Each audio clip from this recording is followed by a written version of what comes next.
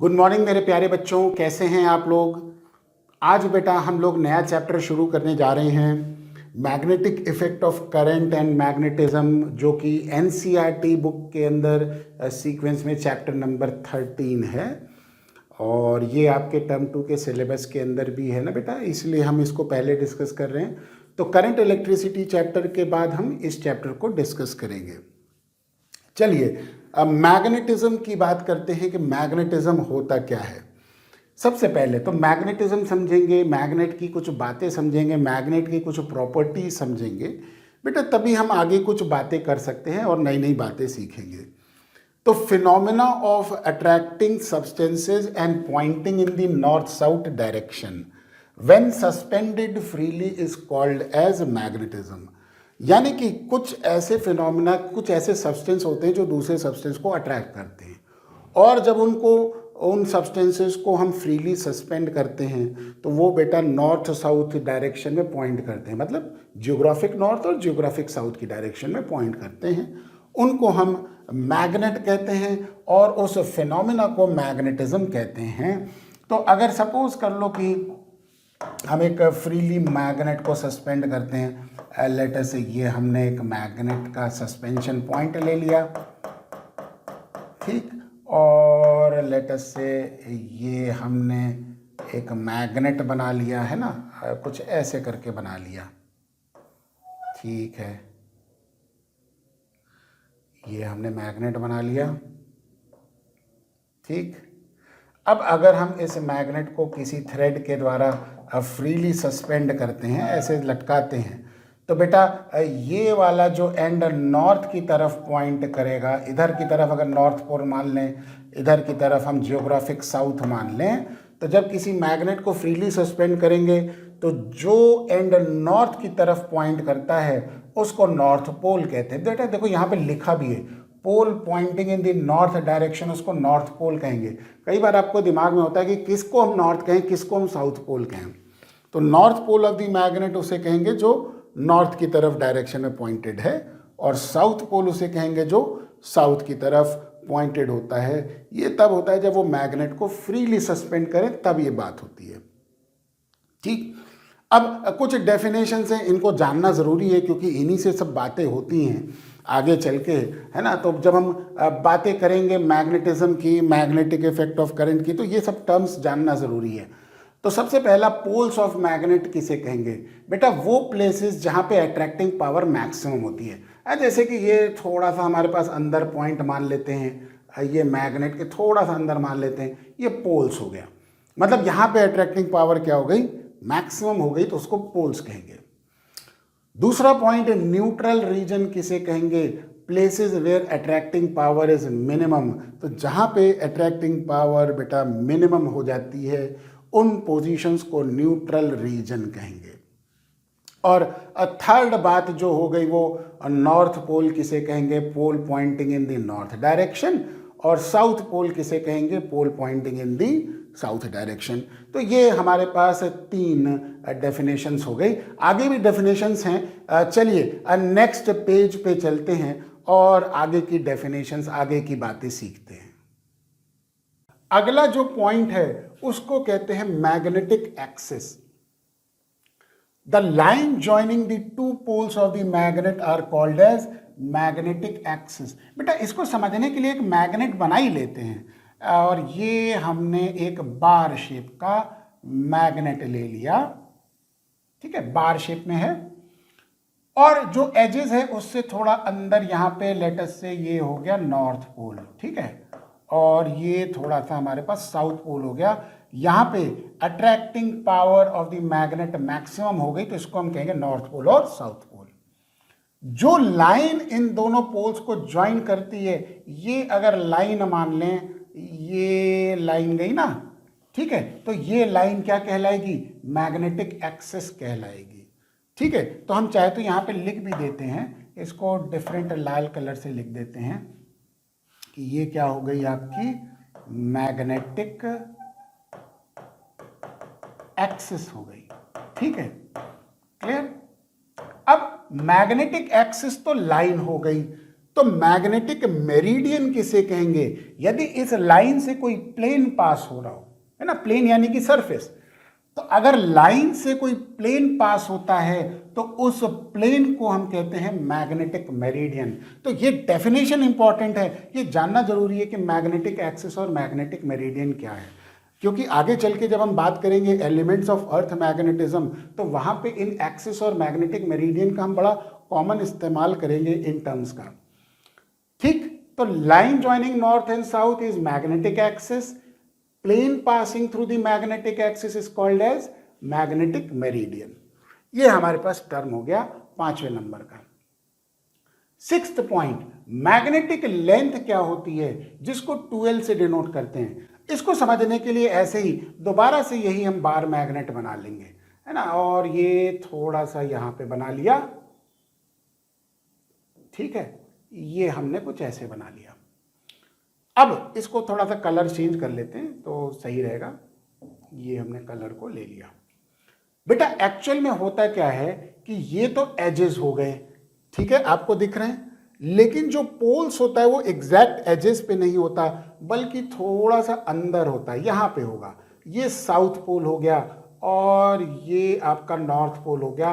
तो जो पोल एक्चुअली में पोल्स एजेस से थोड़ा सा अंदर की तरफ होते हैं, तो ये जो लाइन हो गई ये मैग्नेटिक एक्सिस हो गई।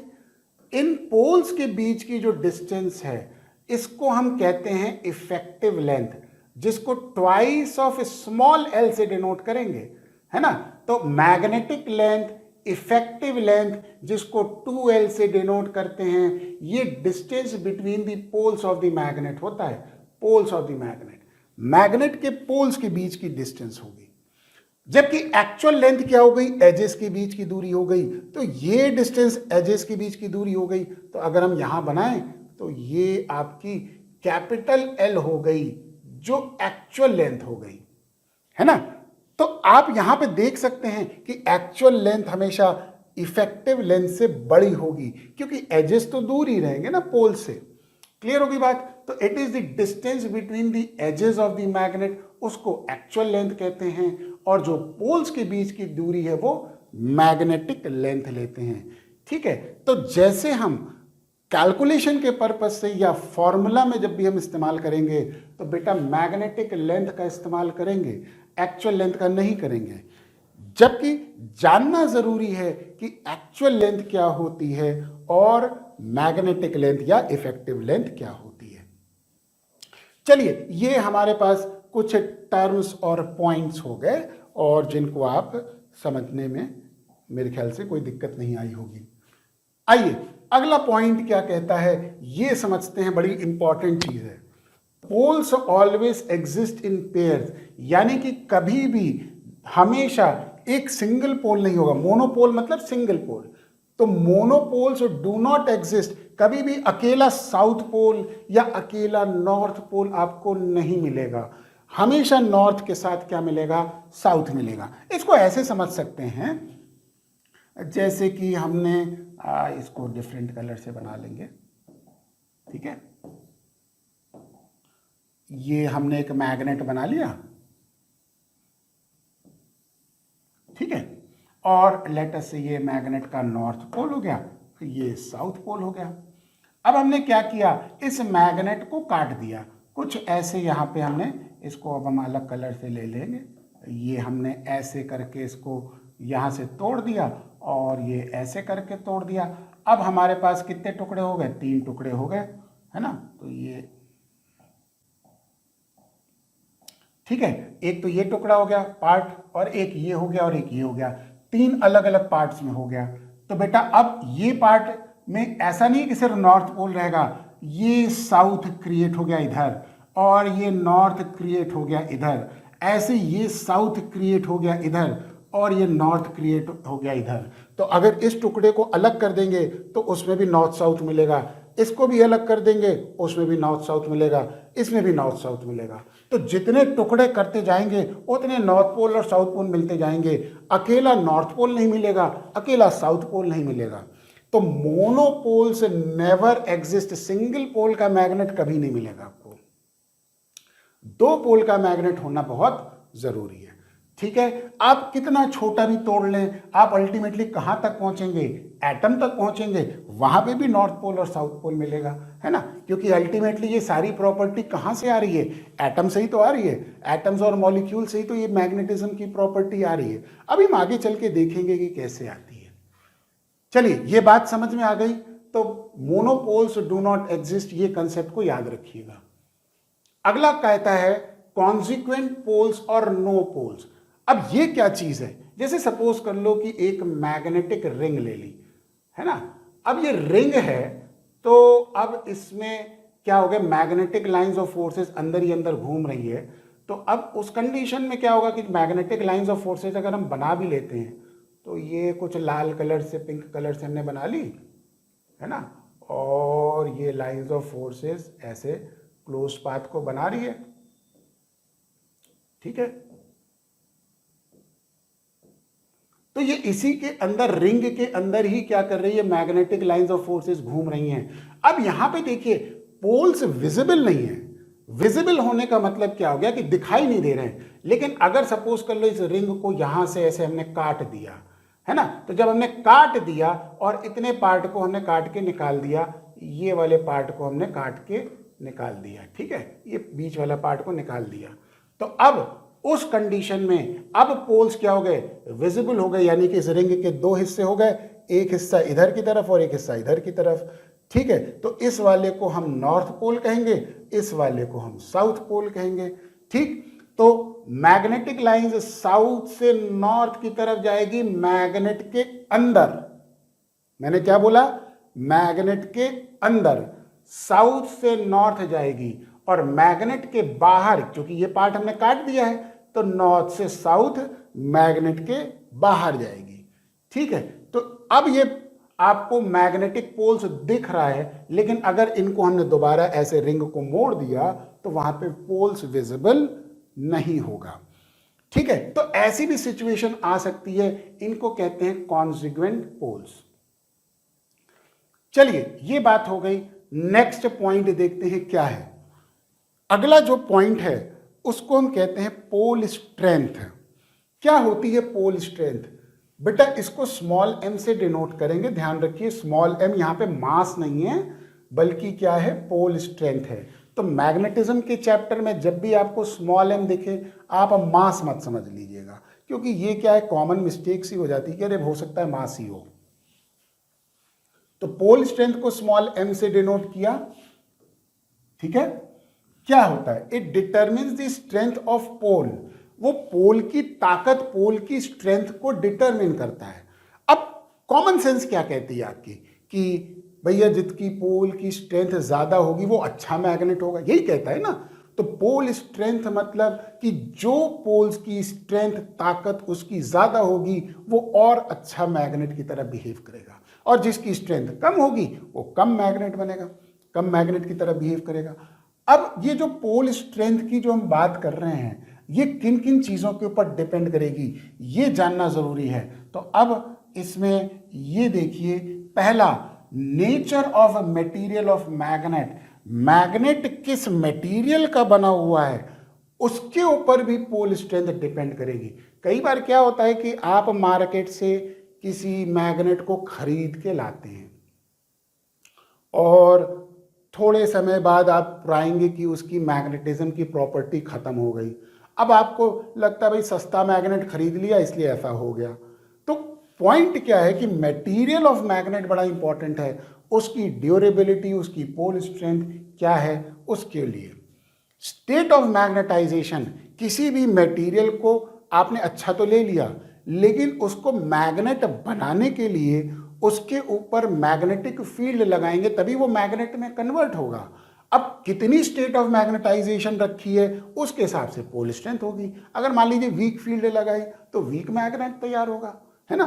तो ये भी इंपॉर्टेंट है कि उसकी स्टेट ऑफ मैग्नेटाइजेशन क्या है, किस एक्सटेंट तक, किस डिग्री तक उसको मैग्नेटाइज किया गया है। और तीसरा पॉइंट हो गया एरिया ऑफ क्रॉस सेक्शन। तो बेटा जिस मैग्नेट का एरिया ऑफ क्रॉस सेक्शन मतलब काटने पे जो मिलता है, जिस मैग्नेट का एरिया ऑफ क्रॉस सेक्शन ज्यादा होगा उसकी पोल स्ट्रेंथ भी क्या होगी, अच्छी होगी। तो इन 3 फैक्टर के ऊपर पोल स्ट्रेंथ क्या करती है, डिपेंड करती है। ये ध्यान रखने वाली चीज हो गई। चलिए अगला जो पॉइंट है वो हो गया मैग्नेटिक मोमेंट। इसको क्या, product of pole strength and effective length. बिल्कुल जैसे इलेक्ट्रिक डाइपोल था वैसे ही मैग्नेटिक डाइपोल हो गया। इलेक्ट्रिक डाइपोल का कंपैरिजन कर लेते हैं, तो वो किसके बराबर था, P बराबर याद है चार्ज इंटू 12। तो जो काम वहां पे चार्ज करता था वही काम यहां पे पोल स्ट्रेंथ करेगा, ठीक है। और बिल्कुल सेम है, वही इफेक्टिव लेंथ वहां पे भी थी, वही इफेक्टिव लेंथ यहां पे भी है ना। और दूसरी चीज क्या हो गई कि जो डाइपोल मोमेंट, इलेक्ट्रिक डाइपोल की जो डायरेक्शन थी, बेटा आपको याद है नेगेटिव से हमने पॉजिटिव की तरफ लिया था, है ना। तो यहां पे नेगेटिव और पॉजिटिव तो मैग्नेट में है नहीं, तो नेगेटिव की जगह हम साउथ पोल ले लेते हैं, पॉजिटिव की जगह नॉर्थ पोल ले लेंगे। तो अगर हम डायग्रामेटिकली बनाएं तो ये कुछ ऐसा होगा। ये मैग्नेट हमने बना लिया, बार मैग्नेट टाइप की चीज, ठीक है। और इधर की तरफ हमने नॉर्थ पोल रख दिया और इधर साउथ पोल रख दिया, ठीक है। ये पॉइंट्स हो गए जहां पे पोल्स इनके हैं, तो इससे और ये हमारे पास ये पॉइंट हो गया, ये डिस्टेंस जो हो गई, इसी को तो मैग्नेटिक लेंथ या इफेक्टिव लेंथ कहेंगे 12, ठीक है। अब हमारे पास देखिए जो मैग्नेटिक मोमेंट है उसकी डायरेक्शन साउथ से नॉर्थ होगी, क्योंकि साउथ पोल रिजेंबल करता है नेगेटिव चार्ज की तरह और नॉर्थ पोल रिजेंबल करेगा पॉजिटिव चार्ज की तरह। तो अगर हम ये डायरेक्शन लें तो मैग्नेटिक मोमेंट कैपिटल M की डायरेक्शन ये हो गई साउथ से नॉर्थ की तरफ, ठीक है बेटा। तो ये कुछ टर्म्स हमने आपको बताए थे और देखे हमने क्या क्या टर्म्स हमारे पास थे। अब हम आगे देखते हैं क्या क्या चीजें हमारे पास सामने आती है, नई इंफॉर्मेशंस क्या क्या है। चलिए नेक्स्ट पॉइंट जो हमारे पास है वो क्या है, मैग्नेटिक लाइंस ऑफ फोर्सेस। तो पहला जो पॉइंट है, lines of forces are from north pole to south pole outside the magnet and from south to north inside the magnet, they form a closed loop. एक हम क्या करेंगे, इसका एक डायग्रामेटिक बना लेते हैं रिप्रेजेंटेशन। जैसे कि ये हमारे पास लेटस से बना लिया, इसको नॉर्थ पोल कह लिया और ये हो गया साउथ पोल, ठीक। अब लाइंस ऑफ फोर्सेस को हम बनाते हैं, पिंक से बनाएंगे। तो बेटा नॉर्थ से निकलेगी, साउथ में एंटर करेगी, नॉर्थ से निकल के साउथ में एंटर करेगी, नॉर्थ से निकल के साउथ में एंटर करेगी। ऐसे ही यहाँ से निकल के साउथ में, निकल के साउथ में, ऐसे घूम के आई, ठीक है। और ये कुछ लाइंस हैं जो बहुत दूर दूर से जाएंगी, है ना, ठीक है। अब इनको हम बना लेते हैं, ये एरो बना लेते हैं, नॉर्थ से निकल रही है तो आउटसाइड एरो हो गया, ठीक है।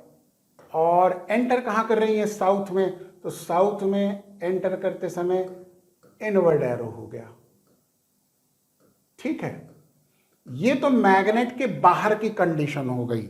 मैग्नेट के अंदर यही लाइंस अब दोबारा एक लूप को बनाएंगे जिसको हम कहते हैं क्लोज लूप। तो ये लाइंस डिसकंटिन्यू नहीं हुई बल्कि अंदर ही अंदर आई और ये ऐसे जुड़ गई और ये ऐसे जुड़ गई, ठीक है।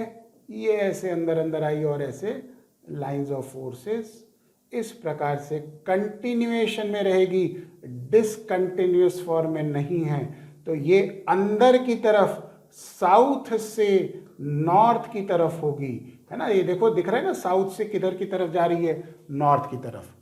तो inside the magnet it is from south to north, outside the magnet it is from north to south. तो ये क्या करती है, क्लोज लूप को बनाती है। ये डिफरेंस है मैग्नेटिक लाइंस और इलेक्ट्रिक लाइंस ऑफ फोर्सेस में, जो कि बड़ा इंपॉर्टेंट डिफरेंस है, इसको याद रखिएगा। दूसरा डिफरेंस आपको याद है कि लाइंस ऑफ फोर्सेस इलेक्ट्रोस्टैटिक में नॉर्मली निकलती थी कंडक्टर से और नॉर्मली एंटर करती थी। मैग्नेटिक लाइंस ऐसा नहीं करेंगे। तो मैग्नेटिक लाइंस लिख देंगे ऑफ फोर्सेस, ठीक है, मे और मे नॉट, मतलब हो भी सकता है या नहीं भी हो सकता है।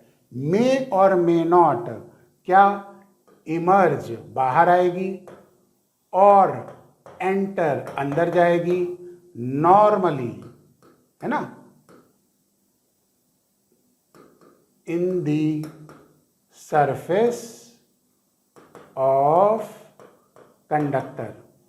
तो कंडक्टर के सरफेस के अंदर ये कोई जरूरी नहीं है कि वो नॉर्मल हो भी सकती है, नॉर्मल कंडीशन में भी हो सकती है, और मे नॉट बी नॉर्मल, एक जरूरी नहीं कि नॉर्मल ना भी हो।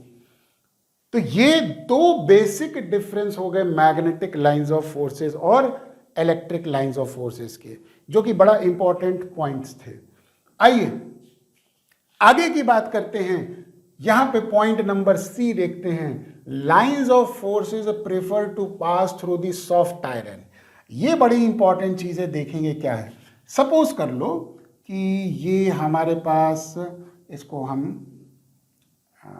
ग्रीन कलर से बनाएंगे, ठीक है, अभी फिलहाल के लिए।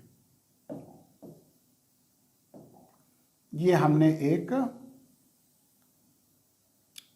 रिंग बना ली। बेटा ये रिंग का जो मटेरियल है वो एक्चुअल में सॉफ्ट आयरन का है, ठीक है, और इस रिंग को मैग्नेटिक फील्ड में रख दिया। तो अब हमने इसको मैग्नेटिक फील्ड यहां से रख दी, तो ये ऐसे मैग्नेटिक लाइंस ऑफ फोर्सेस ऐसे आ गई, ठीक है, और ऐसे बाहर निकल जाएगी, ऐसे ही लाइंस ऑफ फोर्सेस। अब होगा क्या, लाइंस ऑफ फोर्सेस जो हैं वो इस सॉफ्ट आयरन के थ्रू पास करना पसंद करती हैं। तो ये लाइंस ऑफ फोर्सेस ऐसे चली गई, ठीक है, और ये लाइन देखिए, ये देखिए ऐसे सीधे ना जाके ये ऐसे घूम के जाएगी, क्योंकि इसको पसंद है कि वो सॉफ्ट आयरन के थ्रू जाए। ऐसे ये देखिए, ये तो सीधी चली गई, लेकिन ये वाली लाइन ऐसे घूम के जाएगी, है ना। तो इसका मतलब ये हुआ कि बीच में जो है, जो हॉलो पार्ट है, यहां लाइंस ऑफ फोर्सेस मौजूद नहीं है, क्योंकि lines of forces prefer to path through the soft iron. तो ये ऐसे करके घूम के सॉफ्ट आयरन की रिंग से पास हो जाएंगी, अंदर से पास नहीं हुई। अब इसका फायदा क्या हुआ, ऐसा करने से हमको क्या मिलेगा।